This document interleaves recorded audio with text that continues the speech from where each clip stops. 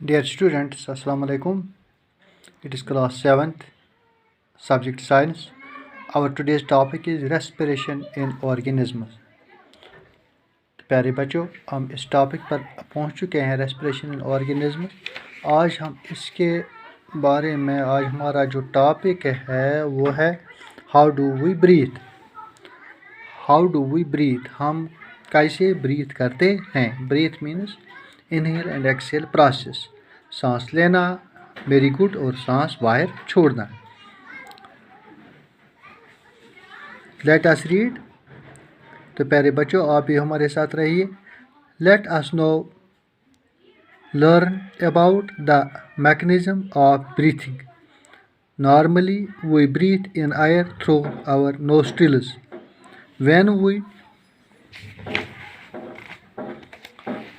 When we inhale air, it passes through our nostrils into the nasal cavity. From the nasal cavity, the air reaches our lungs through the windpipe. Lungs are present in the chest cavity. Figure 10.4 कहीं पर हमारे को 10.4 हमारा ये figure दिखा रही है। This cavity is surrounded by ribs on the sides. A large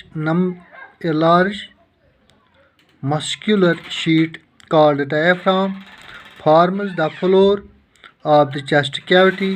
Figure 10.4.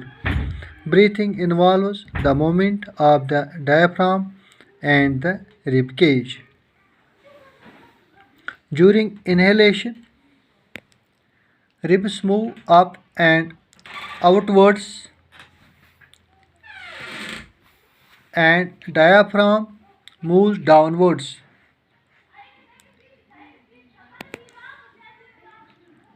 This movement increases space in our chest cavity and air rushes into the lungs. The lungs get filled with air during exhalation. Ribs move down and inwards while diaphragm moves up to the former position. This reduces the size of the chest cavity and air is pushed out of the lungs. To the 10.5 figure.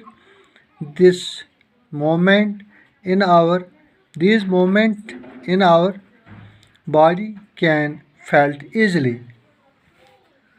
Take a deep breath. Keep your palm on the abdomen. What do you find? After having learned that during breathing there are changes in the size of chest cavity, children got involved in the chest expansion competition. Everyone was boasting that he could expand it the maximum. How about doing this activity in class with your classmate?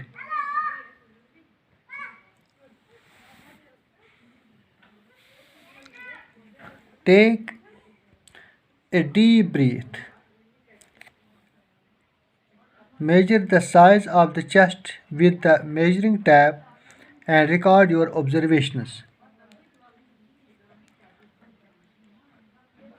In table 10.2, measure the size of the chest when expanded. The indicate which classmate shows the maximum expansion of the chest. We can understand the mechanism of breathing by a simple model. तो प्यारे बच्चों, अब हम ये आपको समझाएंगे how do we breathe, हम कैसे ब्रीथ करते हैं। ब्रीथ मीन्स सांस लेना, inhale and exhale process. Late us know learn about the mechanism of breathing. चलो हम अब मैकेनिज्म के बारे में जानेंगे कि ब्रीथिंग क्या है।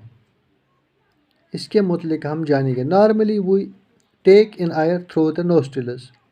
नॉर्मली हम प्यारे बच्चों सांस लेते हैं अपने नोस्ट्रलों से, यानी अपनी नाक से।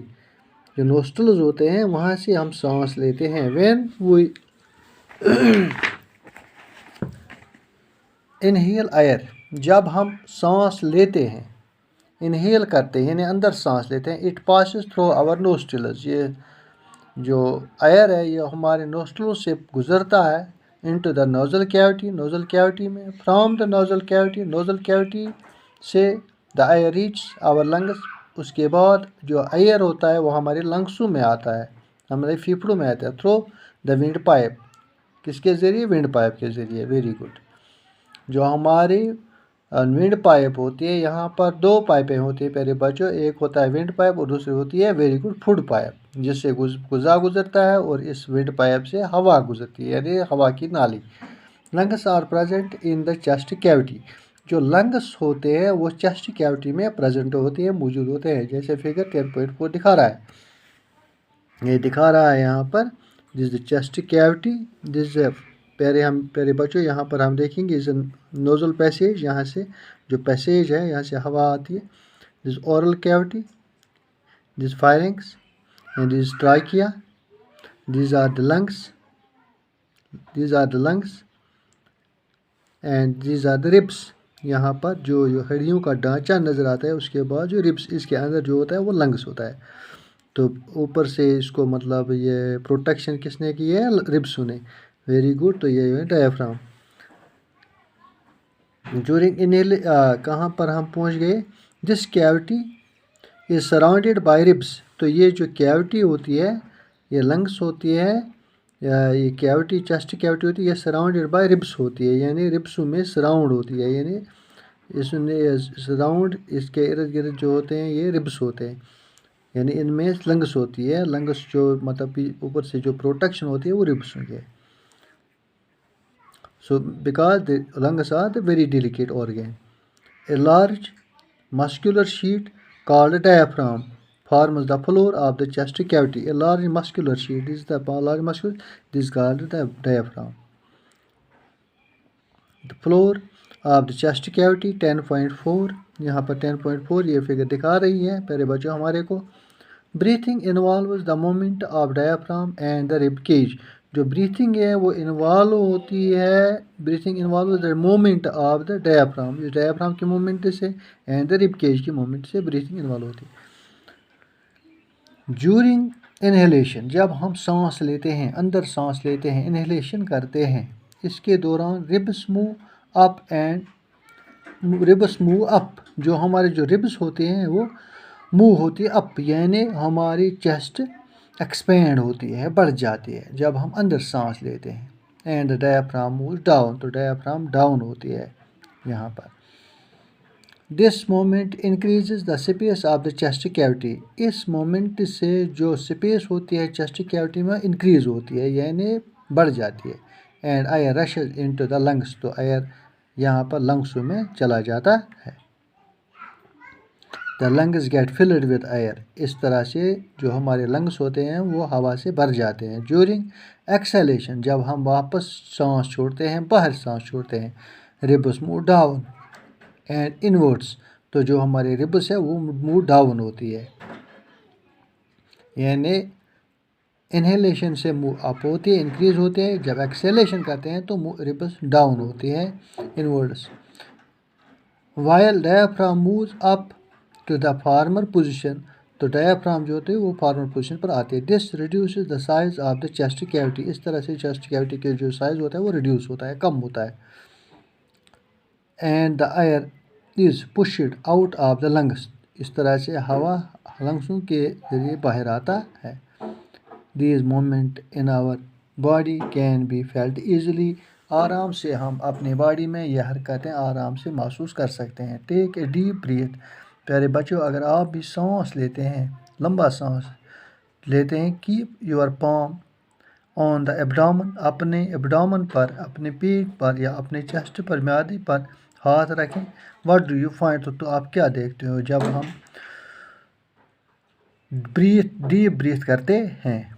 After having learned that during breathing अब आपने सीख लिया होगा, लर्न किया होगा दैट ड्यूरिंग ब्रीथिंग, जब हम सांस लेते हैं, there are change in the size of the chest cavity, तो हमारी चेस्ट कैविटी में जो चेंजेस आते हैं, इसके साइज में चेंज आते हैं। Children got involved in the chest expansion competition, children got involved in the chest expansion, तो बच्चे भी अब ये चेस्ट एक्सपेंशन में मतलब इन्वॉल्व होते हैं, चेस्ट कंपेंशन में, कंपटीशन में, यानी सांस लेना, बाहर छोड़ देना। Everyone was boosting that he she could be expand the maximum, तो कितना कोई मतलब सांस लेगा और जितना जितना सांस लेगा उतना उतना साइज इंक्रीज होता जाएगा हमारे चेस्ट कैविटी में। How about doing this activity in the class with your classmate, how about doing this activity, कैसे हम अपने क्लासमेट के साथ ये एक्टिवेट कर सकते हैं अपने क्लासों में। तो प्यारे बच्चों, यहाँ पर ये दिखा रहे हैं स्मोकिंग डैमेज आवर लंग्स, तो it is red signal for everyone.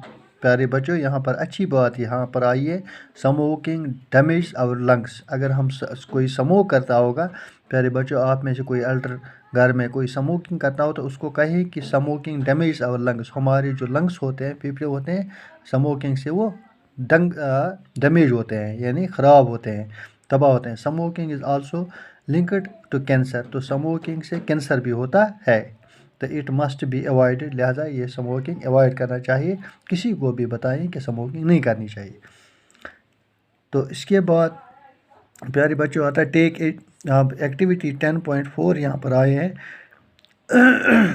तो ये हम कल करेंगे। तो प्यारे बच्चों आज का इतना ही, तो अब हमने आपका ये यहाँ तक आप याद करिएगा और ये इसकी ये आप फिगर बनाइए घर में और ये यहाँ पर ये याद करिएगा। Thank you, have a nice day.